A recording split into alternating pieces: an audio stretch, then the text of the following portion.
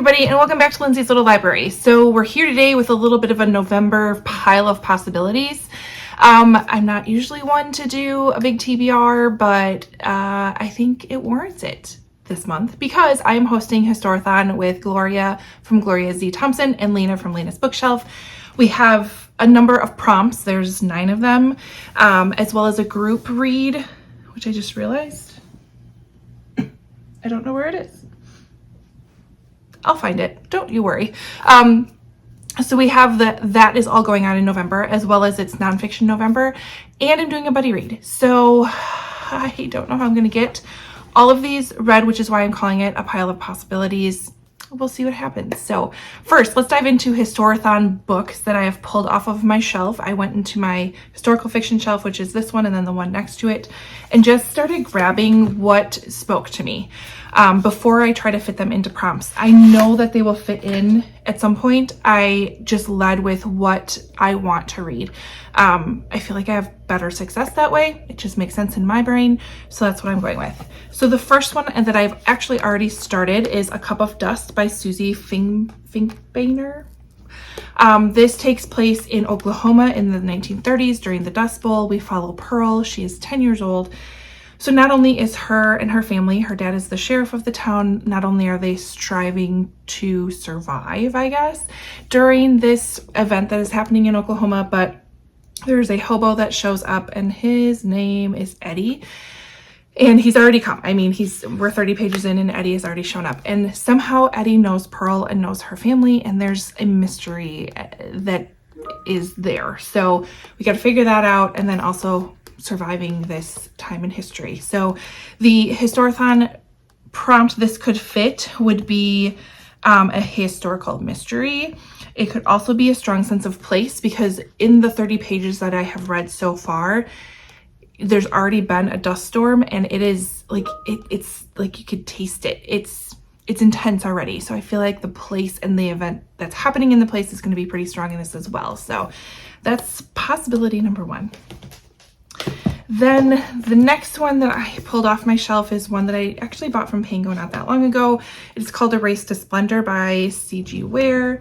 This one takes place after the San Francisco earthquake in 1906.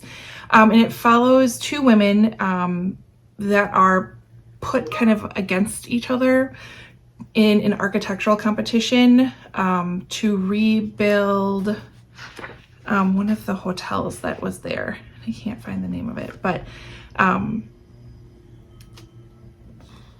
not going to find it when I want to. Anyways, I read the beginning of this, the author's notes at the beginning, which is interesting, and I feel like this could fulfill the historical nonfiction hybrid because you have quite a bit of historical information right before you get into the book itself, and a very strong, like, almost not fully feminist plot, but like there's a really strong female character that we follow in here. So that's based on a real person. So anyways, that's also on my list. If I keep going that in depth, we're going to be here forever, and we don't want to do that, right?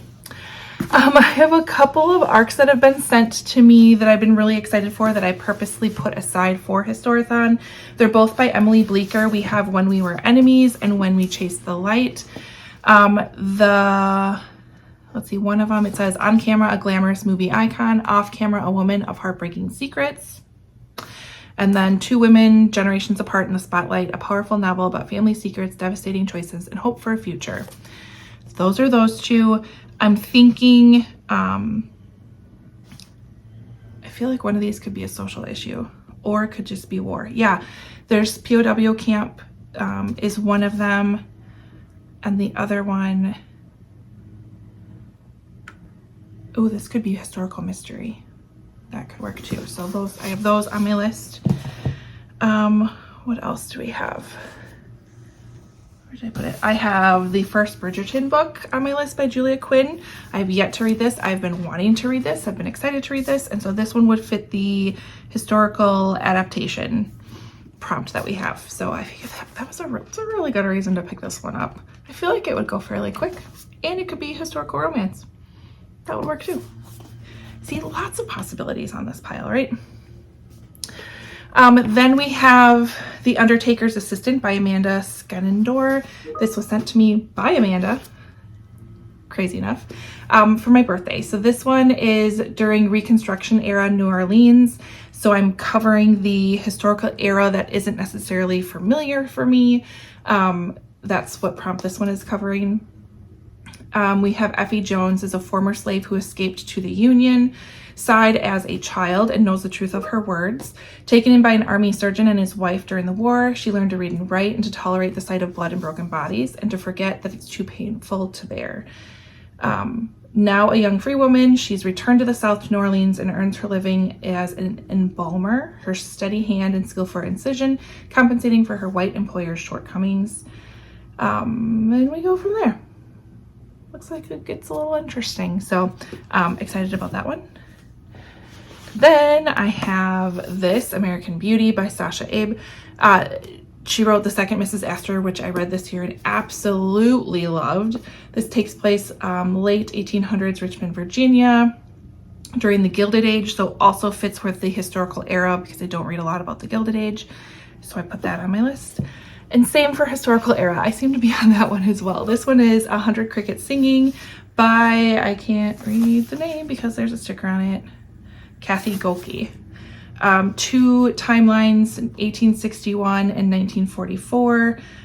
There is, I think this is prior or just at the beginning of the Civil War is really where this starts. And it says reminiscent of Lisa Wingate. So that's probably why I picked it up from Goodwill, and it's a beautiful cover. So I've got that on my list as well. I still have quite the pile. We're getting there. I put these on my list because these were just the recent ones that I picked up from my BookTube Besties trip that were historical fiction. So we have The White Rose of Texas, which happens during the Alamo. So that would be a historical event. Oh, war and conflict, sorry. We've got The Shore of Forever by Elora Maxwell. Both of them are by Elora Maxwell. 1950s, and it follows, I believe, the aftermath of the sinking of the SS Andrea Doria in 1956. And then this one came off of Chloe's shelf. We have Beyond the Wire by James Shipman, World War II book, so War and Conflict is what that would fit. Fall of Marigolds by Susan Meisner. This one is my only Susan Meisner book left to read, and this one takes place around September 11th the after effects of September 11th. So we have September 2011 and then September of 1911. There's 100 years apart, and there's something to do with a scarf with this, I believe. So this could have strong sense of place. Yeah, it can be whatever it wants, right? Our Woman in Moscow by Beatrice Williams. I want to get to a Beatrice Williams book. I'm picking this one up. We have the autumn of 1948, and Iris vanishes from her London home with her American diplomat husband and their 2 children. The world is shocked by the family's sensational disappearance. Were they eliminated by the Soviet intelligence service, or have the Digbys defected to Moscow with a trove of the West's most vital secrets?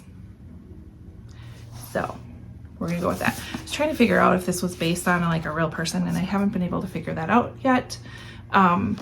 Because this would be great to be a historical figure, but it's okay if it's not. Because I have this as my backup for famous historical figure. This is The House of Lincoln by Nancy Horan. This one is 13-year-old Anna lands a job in the Lincoln household, assisting Mary Lincoln with her boys and the hostess duties.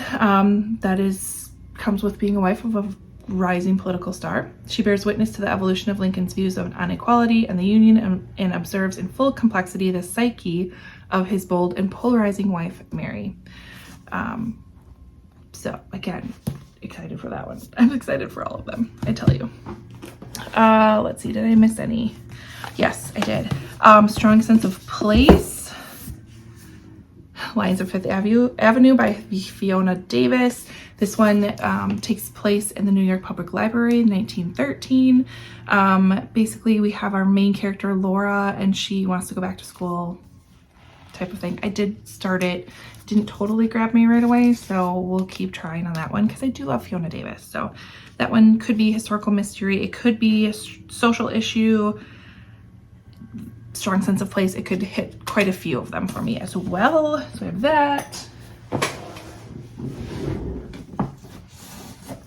And then the books I'm absolutely committed to, I obviously have The Briar Club by Kate Quinn. This is the group read that we're doing for Historathon. We'll have a live discussion.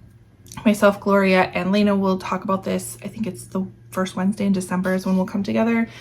This one is taking place during the McCarthy era. So this could hit a lot of prompts. This could be historical era, historical figure, historical mystery, could be social issue maybe, strong sense of place, lots of good stuff that could hit a lot of the prompt boxes for this one. So it takes place, a number of women are living in this Briarwood house.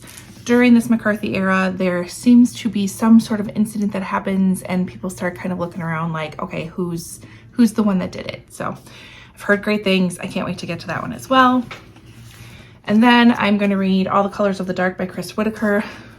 With a group of booktubers. So we're going to do that. And oh, it takes place 1975. I don't know much about it, but I'm excited for it. So those are the books I'm picking up. I'm really, really excited about all of them. I don't know which ones I'm going to get to. We're just going to go with the flow. If any of these stand out to you and you would like to give me a recommendation, post it below. Otherwise, like, comment, subscribe, all that fun stuff. And we'll see you next time.